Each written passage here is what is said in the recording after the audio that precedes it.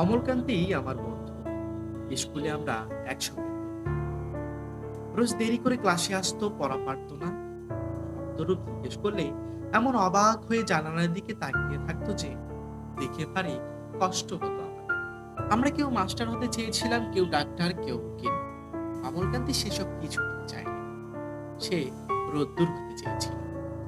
ক্ষান্ত বর্ষণ, কাক ডাকা বিকেলে সেই লাজুক রোদ্দুর, যা আমার জামরুলের পাতায় জানে কি অল্প একটু হাসির মতো লেগে থাকে। আমরা কেউ মাস্টার হয়েছি, কেউ ডাক্তার, কেউ উকিল। অমলকান্তি রোদ্দুর হতে পারেনি। সে এখন অন্ধকার ছাপাখানায় কাজ করে। মাঝে মধ্যে আমার সঙ্গে দেখা করতে আসে, চা খায়, এটা ওটা গল্প করে, তারপর বলে উঠি তাহলে। আমি ওকে দরজা পর্যন্ত এগিয়ে দিয়ে আসি। আমাদের মধ্যে যে এখন মাস্টার হয়েছে, অনায়াসে সে ডাক্তার হতে পারত।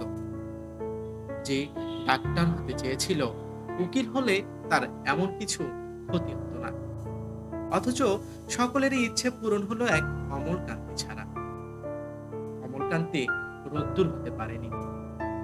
সেই অমলকান্তি রোদ্দুরের কথা ভাবতে ভাবতে যে একদিন রোদ্দুর হতে চেয়েছিল।